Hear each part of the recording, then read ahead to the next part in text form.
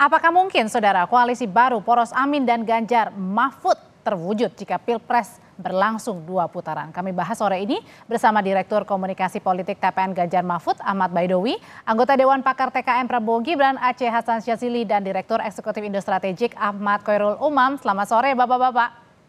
Selamat sore, Audrey. Assalamualaikum, Kang Aceh. Waalaikumsalam. Saya ke Mas Awi terlebih dahulu. Mas Awi, sebenarnya seberapa sering sih diskusi, kemudian ngobrol-ngobrol bareng Timnas Amin ini bersama dengan tim dari TKN Ganjar? Ya kalau diskusi secara informal kan sering kita lakukan. Namanya politisi kan sering kopi-kopi darat gitu kan. Tetapi kalau secara formal kan kita menghormati proses pemilu bahwa pemilu itu nanti ditentukannya pada 14 Februari yang akan datang. Kalau ternyata pilpresnya 2 putaran, maka otomatis akan membuka peluang koalisi. Itu otomatis, kan nggak mungkin tidak ada koalisi baru kalau terjadi 2 putaran. Nah, sejauh ini kita memang merasakan apa yang disampaikan oleh Pak Hasto, bahwa baik dari koalisi Ganjar Mahfud maupun Anies Muhaimin, itu kan melawan anaknya Pak Jokowi yang kebetulan menjadi presiden. Dan didukung oleh koalisi yang cukup besar, sehingga kita ekstra tenaga untuk menghadapi koalisinya Mas Aceh dan kawan-kawan Tapi ini. Mas Awi, kenapa udah mulai ancang-ancang pencoblosannya 14 Februarinya aja masih jauh nih, tapi udah ancang-ancang duluan untuk siap-siap 2 putaran? Ya namanya politik kan serba kemungkinan gitu. Kalau Ganjar Mahfud menang 1 putaran, ya enggak perlu putaran kedua. Tapi kan kita merujuk pada sejumlah hasil survei yang mayoritas menyebutkan bahwa Pilpres berpeluang 2 putaran. Nah, ketika isu itu berkembang, diperkuat oleh sejumlah hasil lembaga survei, maka kemudian ada wacana. Ya, namanya politik penuh dengan wacana. Kalau politik nggak ada wacana ya sepi-sepi aja gitu. Tapi kalau wacana ini sebenarnya benar nggak sih sudah diwacanakan sejak akhir Desember 2023 kalau Sekjen PDIP Mas Hasto sudah bertemu juga dengan Mas Sudirman Said? Ya kan media sudah banyak mengulas itu, tapi sekali lagi belum ada pembicaraan secara formal. Semua sifatnya masih informal. Ya seperti kami sampaikan, misalkan kami dengan koalisi Amin, koalisi Ganjar Mahfud, sesama yang ada di DPR ketemu, ngobrol. Bahkan dengan Kang Aceh ini kita di DPR sering ketemu, tetapi tidak ngobrolin Pilpres kalau dengan Kang Aceh. Oke, kalau dari Kang Aceh sendiri, dari TKN begitu ya, ini kemudian mulai was-was nggak sih, mulai gentar nggak sih kalau udah ada wacana 0103 akan bergabung kalau Pilpresnya 2 putaran? Ya, sebetulnya kami sih optimis ya, kita 1 putaran gitu ya. Karena optimisme itulah yang membuat kami tidak perlu saat ini untuk melakukan pendekatan secara formal kepada pasangan-pasangan yang lain. Toh kalaupun kami insya Allah menang 1 putaran, ya nanti semua komponen bangsa Indonesia akan diajak bersama-sama menjadi kekuatan yang siap memajukan Indonesia. Kang, tapi kan kemarin Pak Prabowo juga sempat udah muji Bu Mega nih, apa nggak itu juga kemudian membuka kalau ada kerjasama? Ya kalau memuji Bu Mega kan bukan berarti bahwa ini konteksnya politik saat ini. Hubungan antara Pak Prabowo dengan Bu Mega kan juga hubungannya panjang. Apalagi Bu Mega pernah menjadikan Pak Prabowo sebagai calon wakil presiden dalam Pilpres 2009. Jadi karena itu menurut saya bagi kami tentu wacana tentang adanya 2 putaran tersebut ya sah-sah saja dilemparkan, tetapi kan itu menunjukkan gitu ya, menunjukkan bahwa ya kami dinilai menjadi pemenang gitu. Kalau dari Mas Umam sendiri melihatnya sebenarnya ada kewaswasan, ada kekhawatiran dari pasangan yang mana nih? Belum pencoblosan tiba 14 Februari, tapi wacana untuk putaran kedua siapa berkoalisi dengan siapa nantinya sudah mengemuka. Ya, bagaimanapun juga Mbak, kita cermati perkembangan situasi yang cukup mutakhir. Kemarin di acara Kadir, Pak Prabowo juga mengucapkan puji-pujian kepada Bu Mega.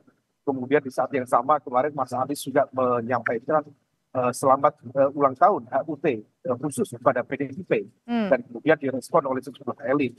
Sebenarnya ini adalah sebuah upaya penjajakan terkait dengan konteks bagaimana kemudian mengantisipasi jika terjadi putaran kedua di Pilpres.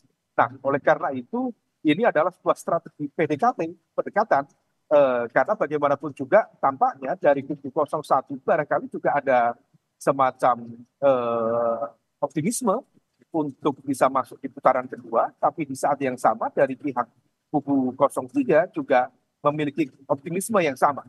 Tetapi kubu 01 dan juga kubu 03 tampaknya dipersatukan oleh sebuah common enemy, seolah kemudian ada semacam kebencian atau kejengkelan bersama kepada entitas kekuasaan yang saat ini dijalankan oleh Pak Jokowi. Sehingga kemudian ada semacam titik temu di sana. Oleh karena itu, upaya ini adalah sebuah upaya untuk mengantisipasi itu semua. Tetapi bagaimanapun juga, kalaupun itu dilakukan, tampaknya juga akan menghadapi sebuah situasi di mana ada tantangan yang cukup serius. Misalnya, pertama, Bu Mega tentu memiliki semacam ideological barrier atau resistensi ideologis ketika misalnya di kubu 01 gitu, ada Mas Umam. PKS. Nah, kemudian di kubu 03 kita tahu bahwa Bu Mega saat ini sedang marah betul kepada Pak Jokowi. Meskipun kemarahan itu diekspresikan dengan unik, marah, tapi kemudian tidak mencabut dukungan kepada pemerintah Pak Jokowi.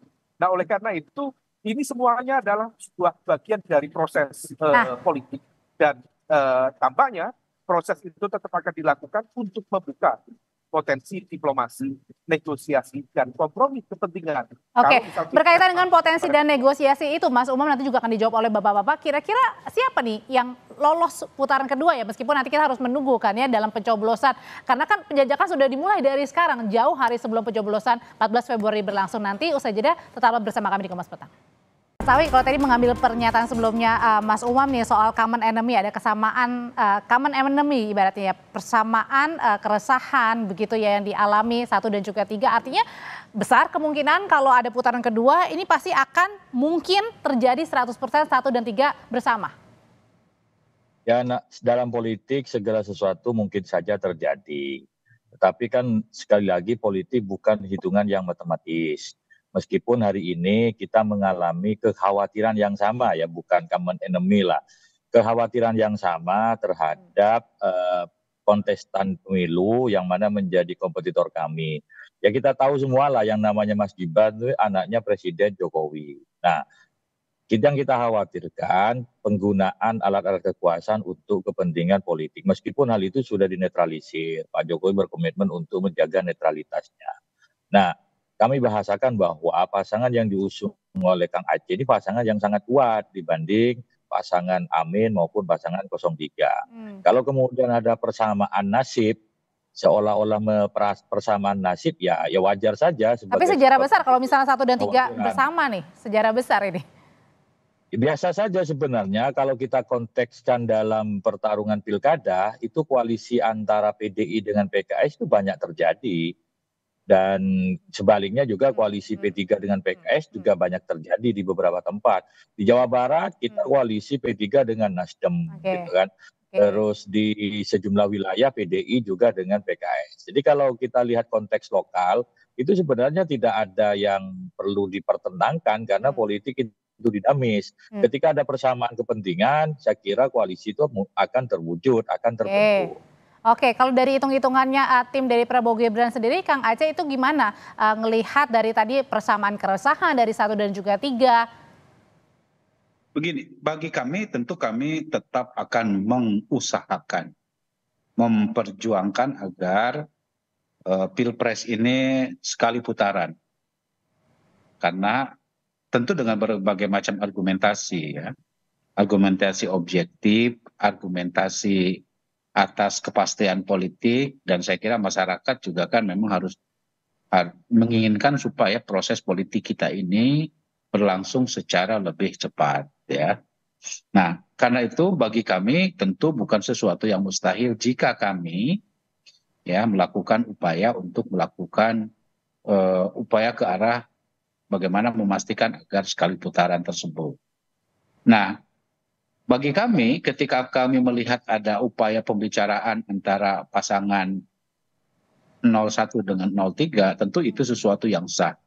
Tentu kami itu juga banyak melakukan pembicaraan dengan kedua pasangan tersebut gitu loh.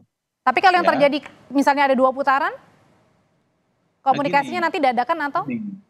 Tentu komunikasi itu, politik itu kan tidak ada sesuatu yang bisa dipastikan seperti yang dikatakan oleh Mas Awi, matematis seperti sebuah matematis sesuatu yang pasti.